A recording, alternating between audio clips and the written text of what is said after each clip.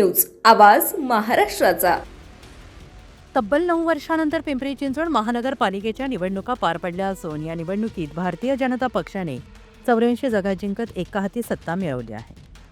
भाजपच्या पाठोपाठ राष्ट्रवादी काँग्रेस पार्टी, अजित पवार गट 37 जागांसह प्रमुख विरोधी पक्ष ठरला आहे।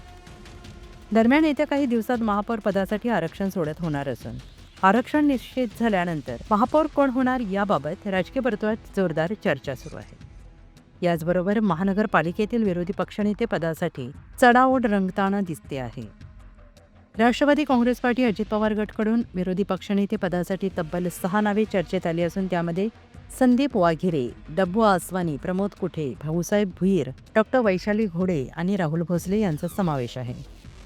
महापौर पदाची आरक्षण सोडत आणि त्यानंतर सत्ताधारी आणि विरोधी पक्षातील जबाबदाऱ्या निश्चित झाल्यानंतर शहराच्या राजकारणाला नवी दिशा मिळणार आहे।